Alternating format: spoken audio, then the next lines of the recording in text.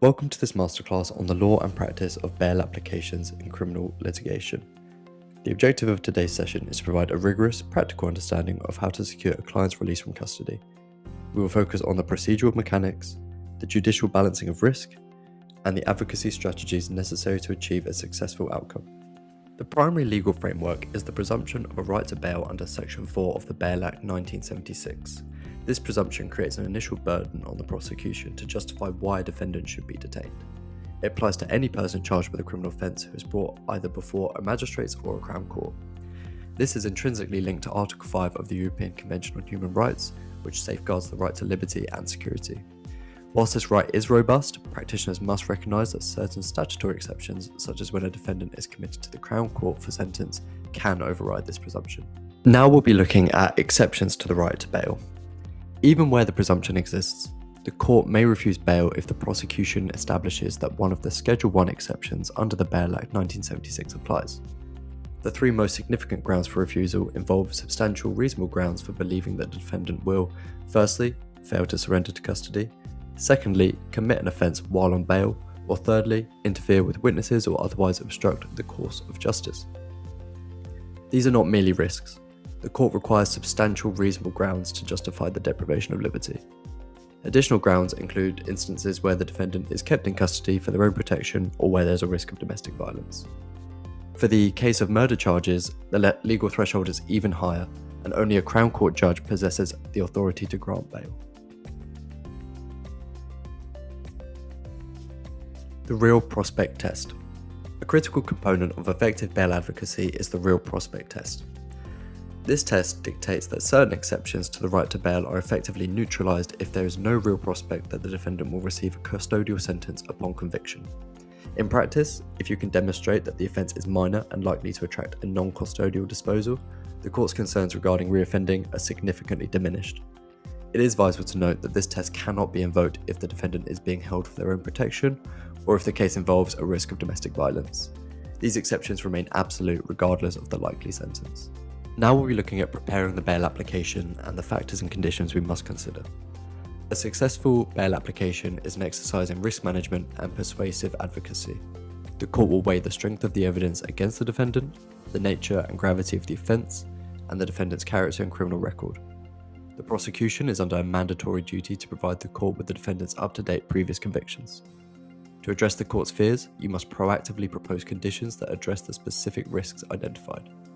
For example, if the concern is absconding, propose conditions such as surrendering a passport, a fixed residency requirement, or a daily reporting to the police station. If the concern is a witness interference, propose a specific non-contact orders or geographical exclusions preventing the defendant from entering certain areas. We must also consider defence arguments and strategy. Advocacy on bail is an active process of challenging the prosecution's case while building your own. Always be prepared to dispute the strength of evidence if it is weak, and provide an innocent, coherent explanation for any evidence currently implicating your client. Highlight the defendant's community ties, such as employment, family, responsibilities, or long-term residence, as these create a tangible incentive to return to court. Where a defendant has previous convictions, frame them carefully. Highlight if they're historical, unrelated to the current charge, or if the circumstances that led to past offending no longer exist. Always frame the application around the presumption of innocence and the necessity of allowing the defendant to properly prepare their defence while at liberty. In the event that your initial application is unsuccessful, you are entitled to make a fresh application at the very next hearing. However, do not repeat the same arguments. You must identify a change in circumstances to justify the court revisiting its decision. If the magistrate's court refuses bail, you have the option to appeal that decision to the Crown Court, where a judge can vary or remove the conditions imposed.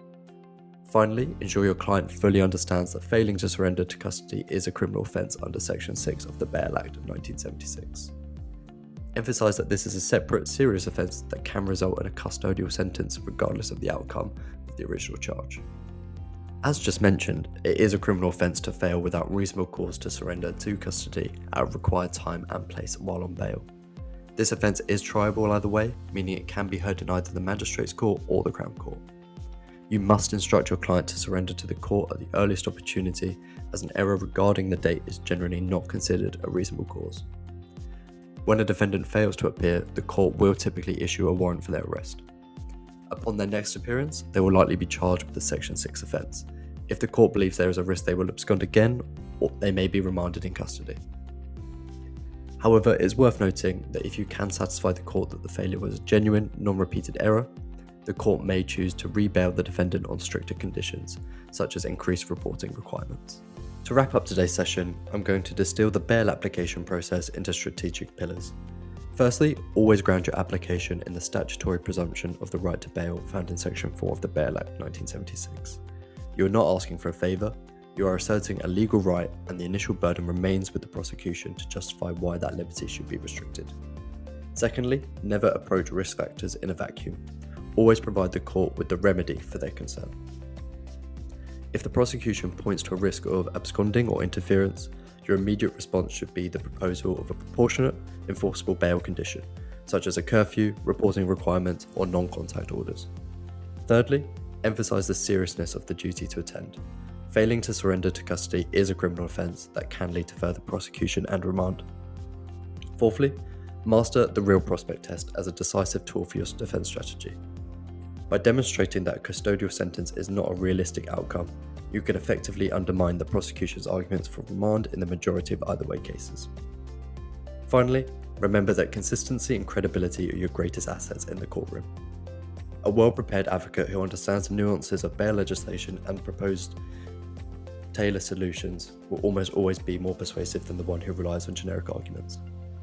Use these principles to build a robust foundation for your clients, and you'll be well prepared for any bail-related challenges you encounter. Please feel free to post any questions you might have down in the comments section, and I'll be happy to get back to you. Thank you once again for watching this video, and please remember to like and subscribe. I hope you all have an absolutely great day.